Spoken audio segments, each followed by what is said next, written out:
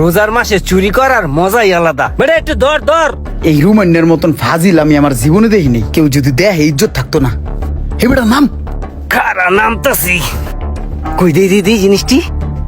কিরে মামা, তুই এই রোজার দিনে ওপেনে গাছ এখন খাড়ায় খাড়ায় চুরি করে আলালি? এই বেটা, গাছের ফল কোন চুরি করা যায় বেটা? গাছের ফলটা পাইকা যাইতেছে, পরে যাবো দুদিন পরে। হেডারে নিয়ে খাইতেছি, উপকার করতেছি না পরিবেশের। নাহলে তো এটা পচা গন্ধ ছড়াইবো, পরিবেশ দূষণ হইবো বেটা। তুই খাবি? নে দর খা। না বেটা, আমি রোজা। তুই রোজা রাখস নাই? রোজা রাখছিলাম, কিন্তু সকালবেলা ওয়াশরুমে গেছি। ওয়াশরুমের তো বাইরানোর পর পেটটা খালি হয়ে গেছে। তারপরে এক গামলা ভাত খাইছি, রোজাটা ভাঙিয়ে গেছে। পারলে শরীরের মধ্যে খালি চুলকায়। আমরা দুইটারে গিট্টু দিয়া দিই, একটা ফসল লাগেছে মানে। রোজা কয়টা রাখছো? সবগুলো রাখছি, ইনশাল্লাহ 30টা রাখবো। 30টা রোজা রাখবা? দেখছিস বেড়া, মাশাল্লাহ মাশাল্লাহ, এই ডুপোলায় 30টা রোজা রাখবো। আর রুমানে রোজাই রাখতে চায় না বেড়া। রোজা একটা রাখছিল, হেডেও ভাঙ্গিয়া লাইছে। হাই হাই রে, আব্বাই ফোন দিছে। আব্বারে কইছি নামাজ পড়তে গেছি, এখন আব্বারে কি কমু। এই দেই তোর ফোনটা। এ বেটা, আমার দিকে তাকাস কে? এই কাজটা রুমানে করছে, আমি নিজে দেখছি।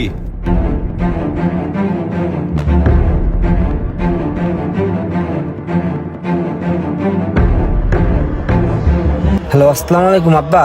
আব্বা আমি মসজিদে নামাজে আসছি আব্বা। মসজিদের শব্দ শুনে বোঝেন না আব্বা? আপনি এখন রাখেন আব্বা, আমি নামাজ পড়ি। যাক, আব্বারে একটা বুঝ দিতে পারলাম। এইবারে একটা কাজ করি, মসজিদের সাউন্ডটা রেকর্ড করে রাখা দিই, পরে অন্য সময় আবার এটারে কাজে লাগাবানে। ধর বেড়া, এটা কোনো কাম? রুমানে থাবা দা, আমার ফোনটা লয়ে কোথাও উদয় হয়ে গেল, ওরা খুঁজে পাই না। আরে দেখ, আমার পাঞ্জাবিটা ছিঁড়ে লাইছে বেড়া। ও বেটা, একটা শয়তানের নাডা।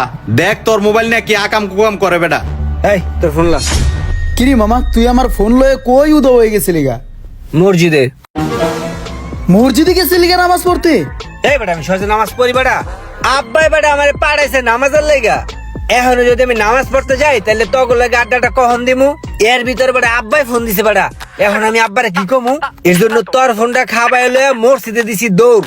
মসজিদের এক কর্নায় যাইয়া আব্বার ফোনটা ধরলাম। আব্বারে কইলাম যে আব্বা নামাজ পড়তে আসি, মসজিদের সাউন্ড পাও না? তারপরে তোর ফোন দিয়া মসজিদের সাউন্ডটা রেকর্ড করলাম। এই তোর কাকাই ফোন দিছে, এই তোর ফোনটা। আসসালামু আলাইকুম আঙ্কেল। ওয়ালাইকুম আসসালাম। বাবা ভালো আছো? জি আঙ্কেল, ভালো আছি। আপনি ভালো আছেন? হ্যাঁ ভালো। কোথায় আছো তুমি? আঙ্কেল আমি তো মসজিদে নামাজ পড়তে আছি আঙ্কেল। ও আচ্ছা, ইমরান কই? আঙ্কেল ইমরান আমি বলছিলাম যে ইমরান চল, আজান দিছে, নামাজটা পড়ে আসি। কিন্তু আঙ্কেল ও না আমার সাথে আসে নাই, তাই আমি একাই নামাজ পড়তে চলে আসছি। ফাজিল ডে কয় ঠয় কি? আঙ্কেল ইমরান তো বানরামি পুনরামি করতেছে, কোথায় জানি দেখলাম জুয়া খেলে। ওই জুয়া খেলে? ঠিক আছে বাবা, রাখো। জি আঙ্কেল, আসসালামু আলাইকুম। নে তোর ফোন নে।